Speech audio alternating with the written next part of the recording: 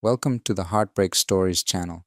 Some betrayals hide in plain sight for decades, right inside the life you thought you knew. This is a story about a man who had to use his own professional skills to uncover the truth about his marriage.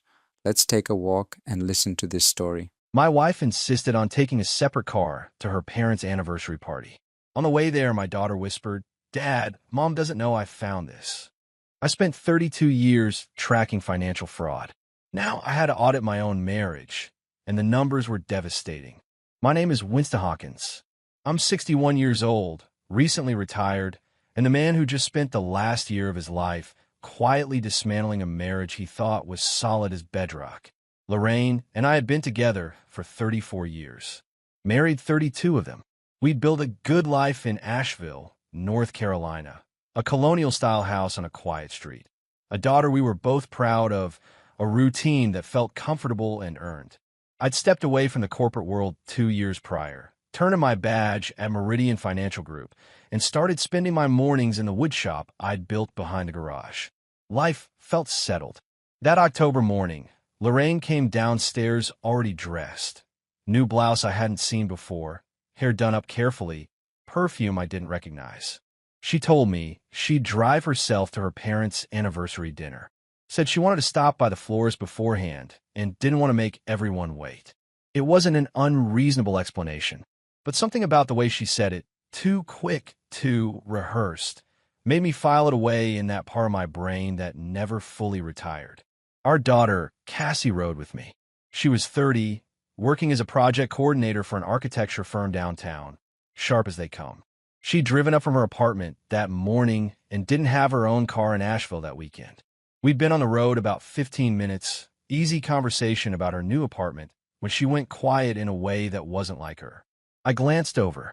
She was staring at something in her hand, a small white card, the kind hotels put in those little paper sleeves. "Dad," she said quietly, not looking up. "Mom doesn't know I found this." I kept my eyes on the road. "Where'd you get that?" It was in the side pocket of Mom's tote bag, the one she leaves in the back seat. Cassie set the card on the console between us, face up. I was looking for a pen. I picked it up at the next red light. A hotel key card. No hotel name printed on it, just a small handwritten note tucked behind the magnetic strip. 2 words in neat, confident script.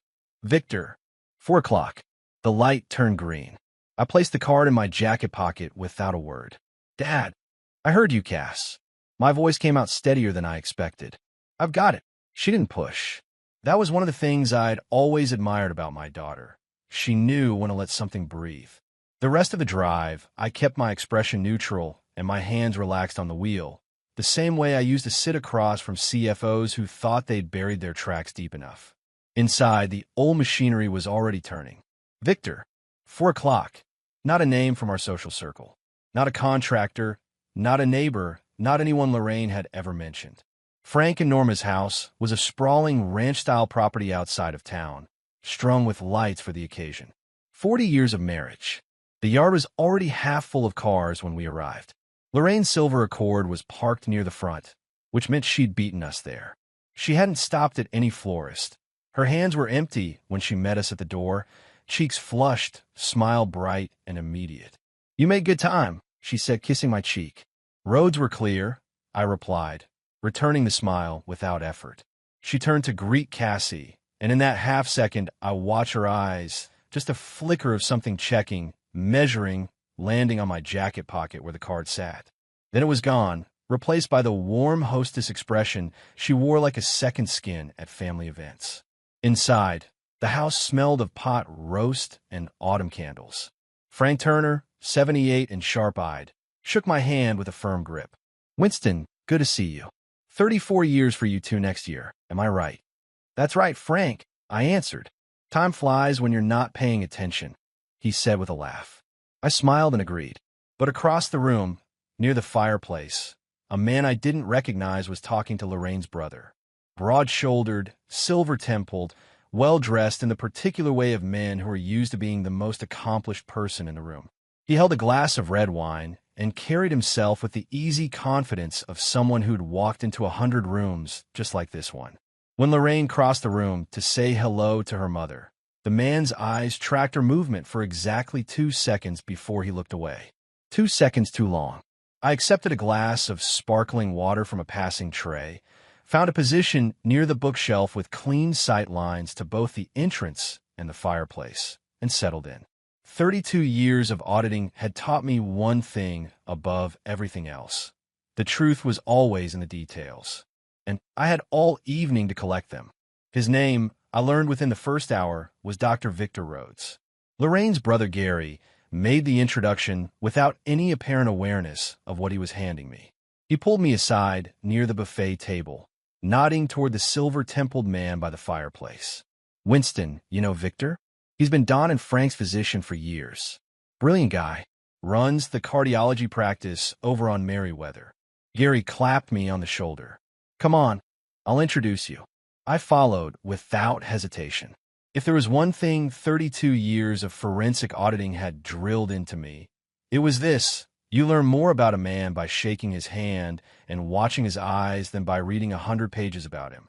Dr. Victor Rhodes was 61, my age exactly, with the kind of composed, authoritative presence that came from decades of delivering difficult news in calm tones. He extended his hand with a practiced smile. "Winston Hawkins, I've heard a lot about you," he said smoothly. "All good, I hope," I replied, holding his grip a half-second longer than necessary, watching. There was just a flicker. His eyes shifted left toward Lorraine, then back to me. Controlled, but not quite controlled enough. "Frank speaks very highly of you," Victor offered. "Frank's a generous man," I answered, and excused myself to refresh my drink. I spent the next 40 minutes cataloging. It was second nature by now. The same patient observation I'd once applied to tracking falsified expense reports across subsidiary accounts. Victor Rhodes moved through the party with easy familiarity, greeting people by name, laughing at the right moments. But 3 times in those 40 minutes, his attention found Lorraine across the room. And twice, Lorraine's hand rose briefly to her necklace, a gesture I recognized. She only did that when her pulse was elevated. Cassie appeared at my elbow, near the dessert table, keeping her voice low. "You know who he is?" "Cardiologist?" I murmured. "Victor Rhodes. Apparently he's been your grandparents' doctor for years." My daughter's jaw tightened. "How convenient, isn't it?" I picked up a small plate and moved toward the appetizers, keeping my tone even. "Go enjoy the party, Cass. This is your grandparents' evening." She gave me a look that said she was nowhere near done with the subject, but she respected the instruction and moved away. At 7:15, I watched Lorraine excuse herself from a conversation near the windows.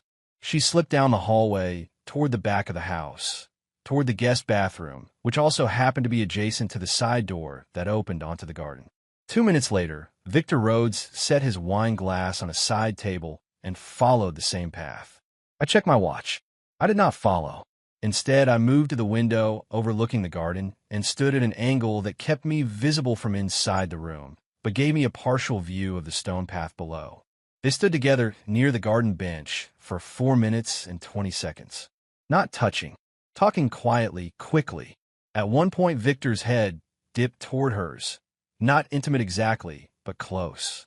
Familiar, the kind of close that takes years to build. When Lorraine returned, her expression was composed, but her lipstick had been pressed together, freshly set. Victor came back through the main entrance 2 minutes after her, having circled through the side yard. I filed it all away, kept my face pleasant, and spent the rest of the evening doing what I did best, being the reliable, steady presence everyone expected. I chatted with Frank about his garden. I helped Norma find a corkscrew. I told a story at the dinner table that got a good laugh from the whole room. Lorraine watched me across the table with something in her expression I couldn't immediately name. Not guilt, not quite. More like unease. Like a woman who'd expected turbulence and couldn't figure out why the water was still calm. On the drive home, she was quiet for the first several miles. Then she asked, almost casually, "What did you think of Victor?" "Gary said he introduced you. Seems like a capable man," I replied, eyes on the road. "Frank and Norma are lucky to have a good doctor looking after them." A pause. "He's been their physician for a long time." "So Gary said." She didn't push further. In the dark of the car, I heard her exhale slowly and I knew she was trying to read me the same way I'd been reading her all evening. She wouldn't find anything. Not yet. When we got home, I went directly to my study, closed the door, and opened my laptop. Within 20 minutes, I had Victor Rhodes's full professional profile. Cardiology practice on Meriwether Avenue, established 30 years ago, board certified, highly regarded, active in local charity circles. Well respected, well connected, and apparently, for God knows how long, well acquainted with my wife. I closed the laptop, sat back, and made two decisions. First, I would hire someone to do what I no longer had the institutional resources to do myself. Second, I would not change a single thing about my behavior at home until I had something definitive in my hands. The auditor in me demanded evidence. The husband in me was already bracing for what that evidence would look like. I hired Dale Whitmore on a Tuesday morning. Dale was 63, former IRS investigator turned private consultant, and the kind of man who could follow a money trail through 4 shell companies without leaving fingerprints. We'd crossed paths twice during my Meridian years when our investigations overlapped. He was precise, discreet, and completely without sentiment. Exactly what I needed. We met at a coffee shop on Haywood Road, and I laid it out plainly. A name, a hotel key card, a pattern of behavior I needed confirmed. Dale listened with his hands wrapped around a ceramic mug, nodding at intervals. "How far back do you want me to go?" he asked when I finished. "Far as the records allow," I told him. He took the job without dramatics and told me he'd have a preliminary report within 10 days. I drove home feeling the particular calm of a man who has converted anxiety into action. There was still the matter of our own financial records, something I could handle myself, if Lorraine hadn't taken precautions. For the past year, she'd managed our household accounts, a task she'd taken over gradually after my retirement. The filing cabinet in her home office held our joint statements, organized by quarter. She kept that cabinet locked. I noticed it 6 months ago and accepted her explanation, protecting sensitive financial information. Reasonable, I'd thought at the time. Less reasonable now. That Friday, Lorraine left for what she described as a planning session with her church auxiliary committee. She was gone by 9:15. I gave it 10 minutes, then went to her office. The filing cabinet was locked, as expected. What wasn't expected was that her spare key, the one she kept in the ceramic dish on her desk, was gone. She'd moved it recently. Recently enough that she was already managing what I might look at. I stood there for a moment, hands in my pockets, looking at the cabinet with the same expression I used to wear in front of corporate ledgers that didn't balance. Then I went to the kitchen, retrieved the narrow flathead screwdriver I used for clock repair, and spent 4 minutes persuading the lock in the way an old auditor learns when he's worked with enough shady bookkeepers. The drawer slid open. The files were neat, labeled by year in Lorraine's careful handwriting. I started with the current year and worked backward. Hotel charges appeared immediately. The same mid-range property on the east side of the city, billed to our joint account every 2 to 3 weeks, going back further than I was prepared for. I pulled the files for the previous year. Same pattern. The year before that. I moved further back, pulling statements with growing deliberateness, spreading them across her desk in chronological order. The charges stretched back decades. I sat in her office chair and looked at what the numbers had laid out in front of me. A complete, unbroken record of a parallel life conducted on my dime. My hands were steady. I made that happen by concentrating on each individual page, one at a time, the way I used to concentrate on individual line items when a larger picture was too distorted to look at directly. I photographed every relevant page with my phone, returned the files to their exact positions, and resecured the lock. I left the room exactly as I found it. That evening, Lorraine came home and moved around the kitchen with her usual easy confidence, talking about the committee meeting, describing a disagreement over the holiday fundraiser schedule. I listened and responded at the right intervals. At one point, she walked past her office door, glanced in briefly, then continued to the kitchen. Her shoulders dropped a fraction of an inch. She checked. Everything looked untouched. "You seem quiet," she observed over dinner. "Long day," I replied. The Henderson's cabinet took longer to finish than I planned. I'd been refinishing it in the woodshop all afternoon, a truthful alibi I hadn't needed to manufacture. She accepted that and moved on. Later, in the woodshop after she'd gone to bed, I sat on my work stool and let the weight of what I'd found settle fully. Decades of charges, decades of weekend lies and refreshed lipstick, and the careful management of two separate lives. Cassie had been born during those years, raised during those years. And through all of it, Victor Rhodes had apparently remained a constant, just out of sight, just within reach. I opened my phone and sent Dale Whitmore a brief message. Accelerate the timeline. What you find will be worse than we thought. His reply came back in under a minute. Already is. Talk tomorrow. I set the phone down, picked up a piece of sandpaper, and worked the edge of the Hendersons' cabinet door until my hands stopped wanting to do something else entirely. Dale's report arrived on a Thursday, delivered in a plain manila envelope, left at my woodshop door before 7 in the morning. I waited until Lorraine left for her weekly yoga class before I opened it at the kitchen table with a cup of black coffee. The surveillance photographs were clinical and thorough. Victor Rhodes and Lorraine in the parking structure of the Lakeview Suites. Lorraine entering first, Victor following 4 minutes later. Timestamps on every image. Dale had also pulled Victor's financial records through channels I didn't ask about. Charges at the same hotel on dates that mirrored Lorraine's absences precisely, going back 11 years that he could document. 11 years of confirmed records. The hotel charges in our joint accounts suggested the arrangement was considerably older. I set the photographs aside and turned to Dale's written summary. One paragraph near the end stopped me cold. Subject: Rhodes has no children. Has never been married.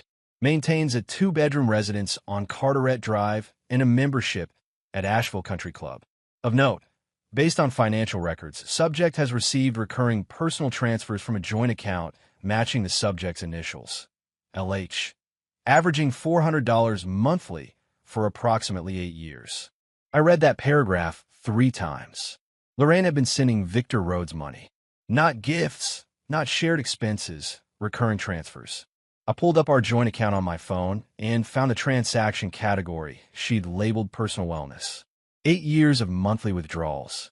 $38,000, give or take. I closed the app and finished my coffee. The DNA question had been in the back of my mind since the night I'd found the key card. I hadn't wanted to look at it directly. Now I had no choice. Cassie was 30. The hotel charges in our statements went back far enough to overlap with the year she was conceived. Victor Rhodes was exactly my age. That same afternoon, I ordered a home paternity test through a medical supply site. Discreet packaging, results in 14 days, accuracy certified at 99.97%. I stored in my locked desk drawer beneath a copy of an old audit report nobody would ever bother pulling out. Getting the sample from Cassie without explaining why took some careful thinking. The following Saturday, she came by the house for our standing lunch, the weekly ritual we'd maintained since she moved into her own apartment. I'd made her favorite grilled chicken and roasted vegetables. And afterward, while she sat at the kitchen counter going through photos on her phone, I cleared the table and quietly set her water glass aside rather than loading it directly into the dishwasher. She didn't notice. I packaged the samples that evening, sealed the envelope, and drove to the post office myself. On the way home, I stopped at the overlook on a mountain parkway where Lorraine and I had parked on our first real date, 35 years ago. I sat there for a while with the engine off, watching the city lights spread out below the ridge. 35 years. I'd built everything on the assumption that what we had was real. The house, the retirement, the wood shop, the quiet mornings, all of it rested on that foundation. And somewhere underneath it, apparently, was a crack that had been there since the beginning. I drove home, went to bed, and didn't sleep well. 14 days passed. I went through them with the mechanical regularity of a man who has learned to separate function from feeling. I finished the Hendersons' cabinet. I started a new project, a blanket chest for Cassie's birthday, which was 2 months out. I had dinner with Lorraine 4 times, helped Frank with a leaking pipe fitting, attended a neighborhood association meeting. On the 14th evening, I waited until the house was empty, Lorraine at her book club, and opened the results on my laptop. The language was exact and unhurried, the way lab reports always are. Based on the analysis of 22 genetic markers, the tested male is excluded as the biological father of the tested female. Probability of paternity, 0%. I have to pause right here. 30 years of being a father, and he finds out the truth alone at his kitchen table on a quiet evening. I can't imagine carrying that. I sat back in my chair and looked at the ceiling for a long time. Then I closed the laptop, stood up, and walked to the woodshop. I turned on every light, selected a piece of cherry wood I'd been saving for something worthy, and began measuring. My hands were precise. My cuts were clean. I worked until midnight. The call came on a Wednesday afternoon while I was in the woodshop. I didn't recognize the number, but I recognized the voice immediately. Measured, practiced, carrying the particular confidence of a man who was accustomed to controlling the terms of a conversation. Winston, this is Victor Rhodes. I think it's time we talked. I set down my chisel and leaned against the workbench. Outside, a cold December wind pushed against the shop windows. I let 3 full seconds pass before answering. Victor, I said evenly. I was wondering when you'd call. A brief pause. He'd expected either anger or alarm, and gotten neither. I prefer to meet in person. There are things you should hear directly from me. Is that right? I replied. Things like what exactly? Things that would be better discussed privately. His tone shifted slightly, not softer, but more deliberate. I'm not your enemy, Winston. I didn't say you were. I picked up my chisel again and examined the edge. Merryweather coffee. Tomorrow. 10 o'clock. Another pause. Fine. 10 o'clock. I hung up and stood there for a moment, turning the chisel slowly in my hands. Victor Rhodes had just made his first mistake, and a significant one. He'd reached out before I'd made any move against him. That meant either Lorraine had told him I was asking questions, or he'd grown impatient waiting for a confrontation that hadn't come. Either way, he'd shown me that the silence was getting to him. Good. I arrived at Merryweather Coffee 12 minutes early and selected a corner table with my back to the wall. Old habit. I was halfway through my Americano when Victor walked in at 10:05, silver hair immaculate, wool overcoat pressed, every inch the distinguished physician. He ordered at the counter and carried his cup to the table with a steady hand. I gave him credit for that. He sat down, took a measured sip, and looked at me directly. I assume you know about Lorraine and me. I know considerably more than you'd be comfortable with, I replied. Something shifted in his expression, not quite alarm, but a recalibration. He'd rehearsed an opening. I just made it obsolete. I want you to understand, he began, that I never intended. Victor, I set my cup down. I spent 32 years tracking down men who never intended to do what the evidence proved they'd done. Save that speech for someone it'll work on. His jaw tightened. Then he leaned forward slightly, and what I saw in his eyes surprised me. Not guilt, but something harder. Possession. She's been with me for longer than you want to know, he said quietly. That's not going to change because you found a key card. There it was. The arrogance underneath the polished surface. I looked at him for a long moment. This man who had spent decades treating patients with careful authority and apparently conducting himself the same way in the rest of his life. Let me explain something to you, I said, my voice dropping to the register I used when I wanted every word to land precisely. You didn't call me because you want to clear the air. You call me because you're nervous. And you should be, because what I've assembled over the past several weeks isn't a suspicion. It's a documented record, financial, photographic, and otherwise. So whatever you came here to negotiate, you've come to the wrong table. Victor stared at me. The confident posture held, but the easy authority behind his eyes had gone somewhere quieter. What do you want? He asked finally. Right now? Nothing from you. I picked up my cup. That's the part you're going to find hardest to accept. I finished my coffee, stood, left enough on the table to cover both drinks, and walked out without looking back. My hands were steady. My pulse was where it belonged. On the drive home, I allowed myself one moment of something close to satisfaction. Not at Victor's discomfort, but at my own clarity. He'd walked into that meeting expecting to manage me. Instead, he confirmed everything I needed to know about his character. And he'd done it in under 15 minutes. That evening, Lorraine came home from her book club and found me reading in the armchair. She stood in the doorway for a moment, studying me with the careful attention of a woman waiting for whether she knows is coming. "Good book?" she asked.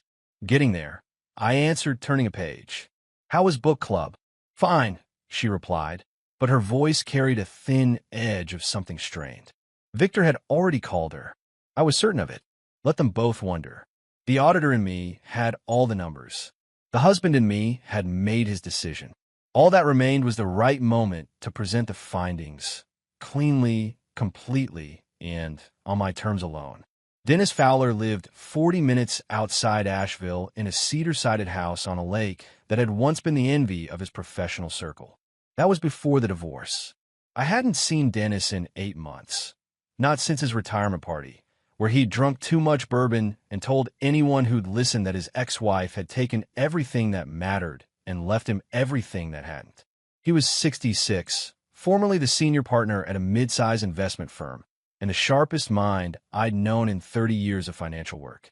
He met me at the door in a flannel shirt and reading glasses pushed up on his forehead, a can of beer already in hand at 2 in the afternoon. The inside of the house told the rest of the story. Furniture pushed to the walls, as though someone had started rearranging and lost interest. Rectangles of slightly brighter paint where framed photos had once hung. A kitchen counter stacked with unopened mail. The place had the specific atmosphere of a man who had stopped caring about the surface of things. I sat across from Dennis at the kitchen table and laid out what I had: the financial records, Dale's surveillance report, the DNA result. I didn't editorialize. I presented the facts the way I always presented facts. Dennis listened with his elbows on the table, turning his beer can slowly between his palms. When I finished, he let out a long breath.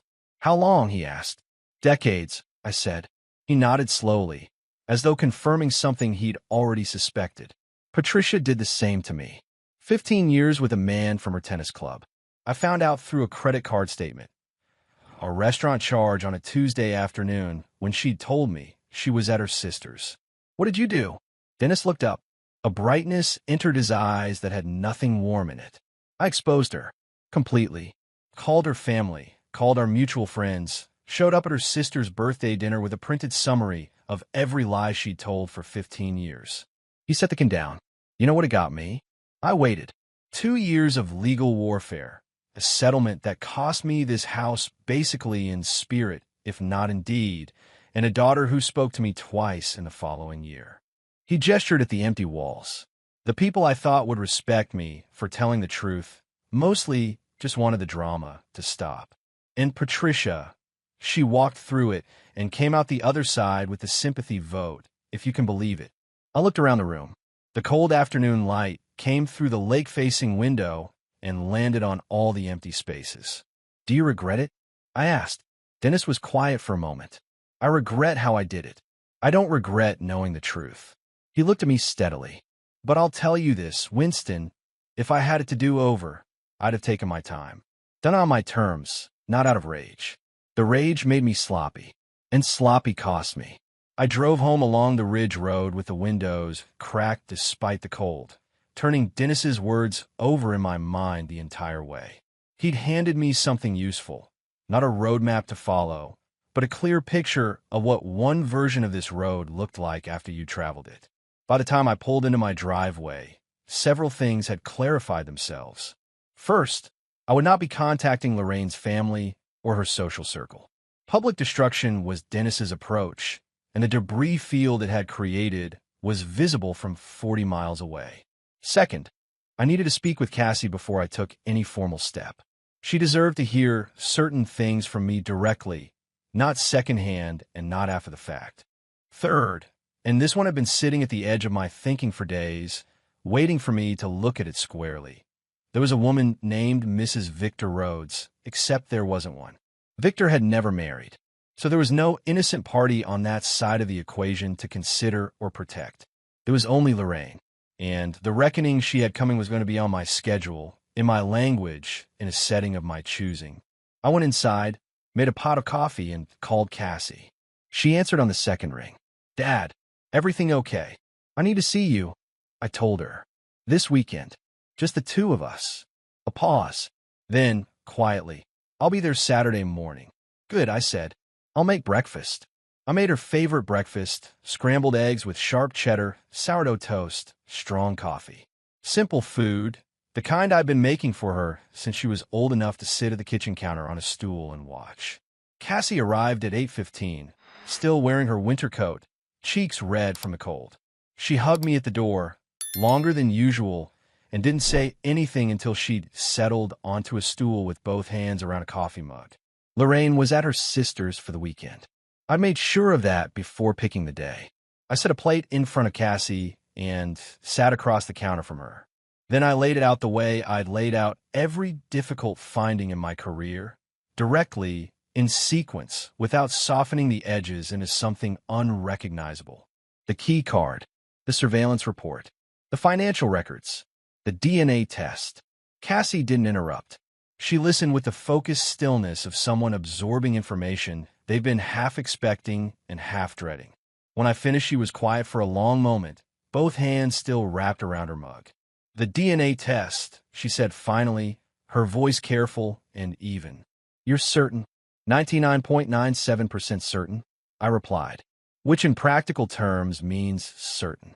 She nodded slowly, set the mug down, looked at the countertop for a moment, then back at me. "Does that change anything for you?" "About me?" I held her gaze. "Not a single thing. You're my daughter. That's not a biological designation. It's 30 years of evidence, and evidence is what I know how to read." Something in her face shifted. Not relief exactly. More like the release of a tension she'd been carrying without knowing how heavy it was. Her eyes went bright for a moment, and she blinked it back. "I've suspected something was off for a while," she admitted. "Little things. The way Mom acted around Dr. Rhodes at Grandma and Grandpa's last year. The way she talked about him, too carefully, like she was measuring every word. You never said anything." "Neither did you," she replied, and there was no accusation in it. Just the observation of two people who had both been watching the same slow-moving thing. I nodded. "Fair enough. What are you going to do?" she asked. "I've already spoken to an attorney. The filing will happen in the next 2 weeks." I refilled her coffee. "I'm telling you now, so you hear it from me first, not from your mother's version of events." Cassie was quiet for a moment.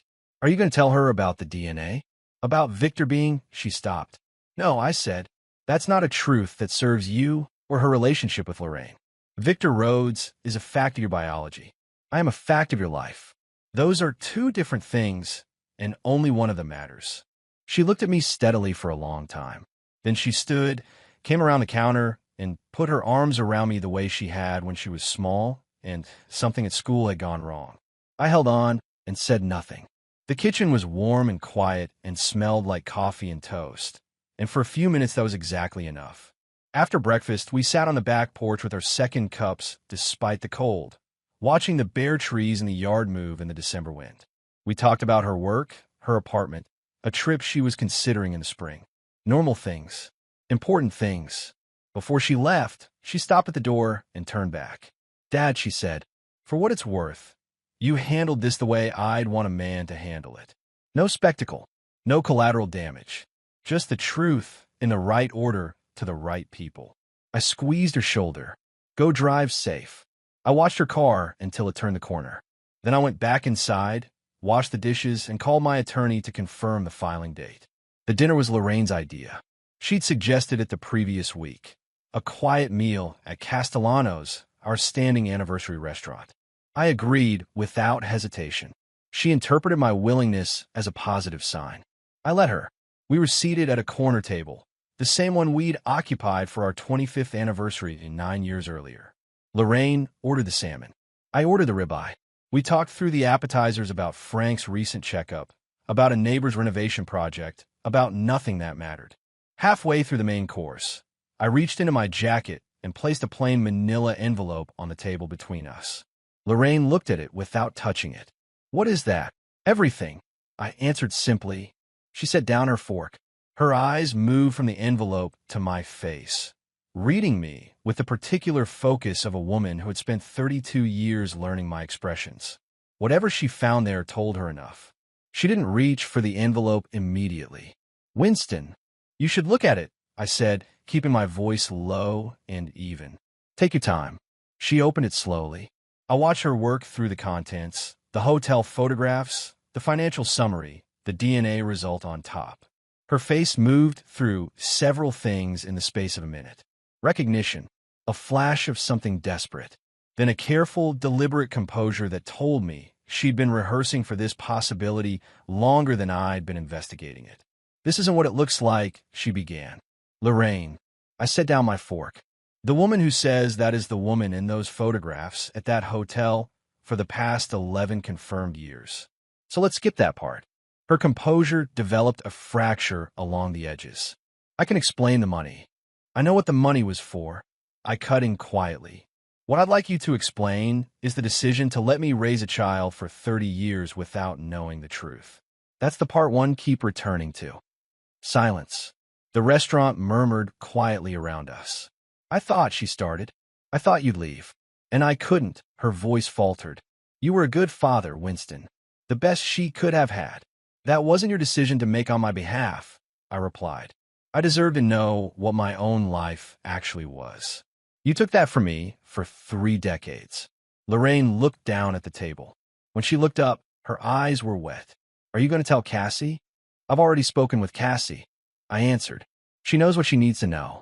The color left Lorraine's face entirely. She's fine, I added, reading her panic accurately. And she'll continue to be fine, because I'm going to make sure of that. I folded my napkin with the same deliberate care I'd used since my first boardroom meeting. My attorney will be in contact next week. I've already arranged to stay at the residence on Birchwood.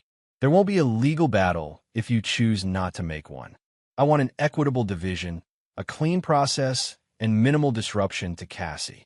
Lorraine stared at me. That's it? 32 years, and you're just. You ended this, I said, without heat, without volume. Every time you drove to that hotel.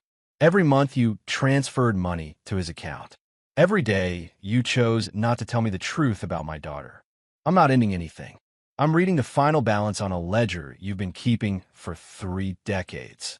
She had no answer for that. I signaled for the check, paid it, helped her with her coat out of habit and nothing else, and drove home in a silence that felt, for the first time in months, completely honest. The attorney's name was Philip Garner, and he'd been handling complicated divorces in Asheville for 26 years. He was precise, unhurried, and completely without drama, qualities I respected and had specifically selected for. He filed the paperwork on a Thursday. By Friday afternoon, Lorraine had been served. She called me that evening from her sister's house, where she'd retreated the day after our dinner at Castellanos. Her voice was tight, controlled, somewhere between fury and genuine distress. You didn't give me any time, she said. I gave you 32 years, I replied. I think that's a reasonable runway. A pause. Then, with an edge I hadn't heard from her in a long time. Philip Garner is a shark, Winston. You're signaling that you want to fight.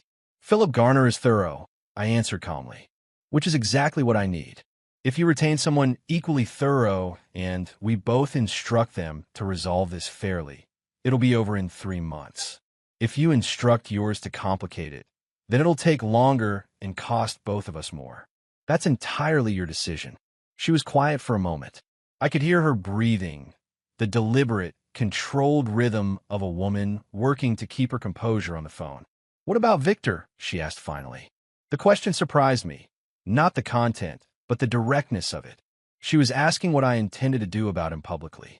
Victor Rhodes is your concern now, I told her. I have no interest in his reputation or his practice. What I had was a marriage, and that's what I'm dissolving. He doesn't factor into my plans. Another silence. You're being remarkably calm about this. I've had time to process it, I said. You've had considerably less. That's the natural consequence of being the one who was deceived. The call ended shortly after. Lorraine retained her own attorney. Not a shark, as it turned out, but a competent family law practitioner named Hollis who apparently advised her, correctly, that contesting an equitable division with this level of documented evidence was an exercise in expensive futility. The process moved forward. 3 weeks later, Cassie called me on a Tuesday evening, her voice carrying a careful steadiness that told me she'd been thinking about what she was going to say before she dialed. "I saw Mom today," she said. "She asked me about Victor." I waited. She wanted to know if I blamed her for who my biological father is. Cassie paused. I told her that wasn't the part one was struggling with. The part one was struggling with was 30 years of a lie that affected Dad more than it ever affected me. Another pause. She cried. I let her, but I didn't take it back. "You don't have to take anything back," I said. "I know." Her voice steadied further.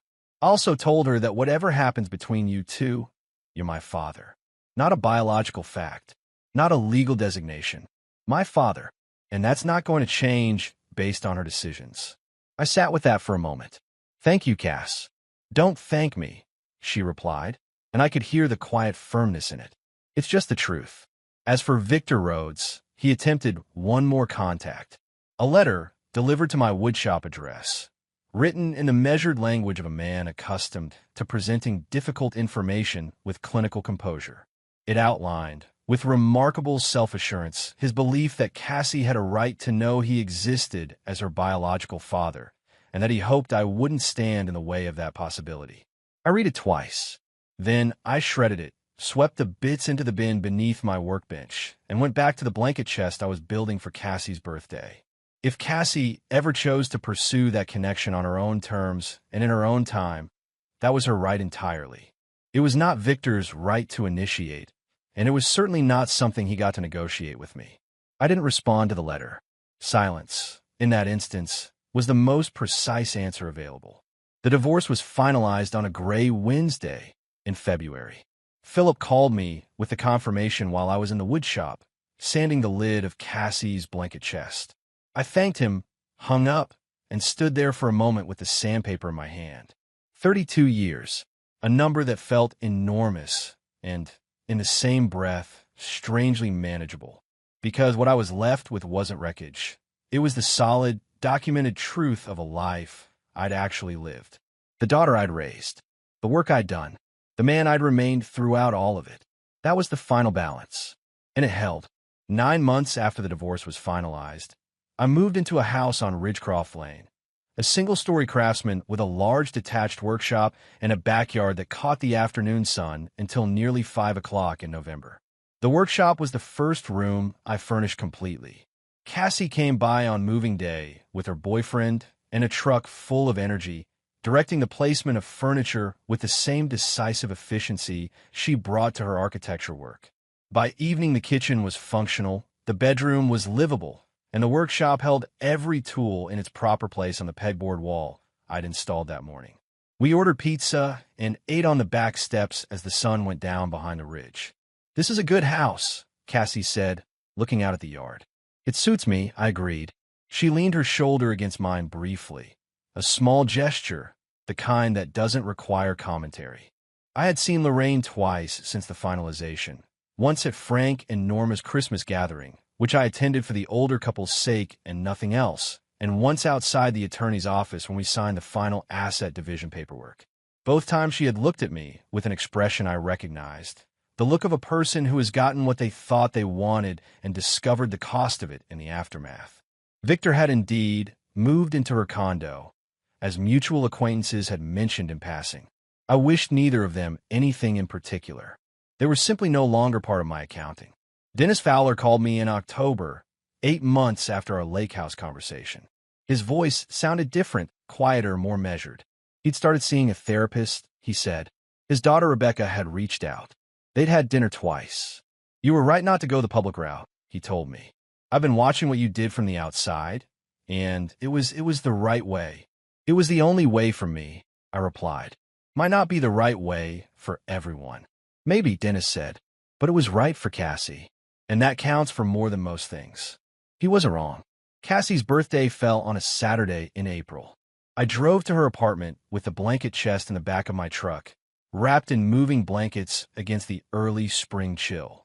She opened it in her living room, running her hands along the dovetail joints at the corners, the smooth cherry finish, the hand-forged hinges I'd sourced from a metalworker in Tennessee. "Dad," she said quietly, it'll hold quilts," I told her, "or whatever you want." She looked up from the chest with the bright, direct eyes she'd had since she was 3 years old. You made this while all of that was happening.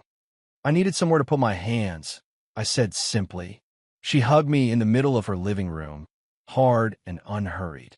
Then she pulled back and looked at me with an expression that held something I didn't have a precise word for, something between pride and recognition, the particular look of a daughter seeing her father clearly and finding the view steady. You're going to be okay, she said. I already am, I told her. I drove home along the ridge road in the late afternoon light, windows down, the smell of spring coming off the hills. At 61 years old, I was starting over in a house of my own choosing, with a workshop I'd built the way I wanted it, and a daughter who knew the full truth of who I was and had decided that was more than enough. The numbers, for the first time in a long time, balanced completely. Winston had every reason to be bitter, and he chose dignity instead. That's not weakness. That's the hardest thing a man can do. Thank you for listening, and I'll see you in the next one.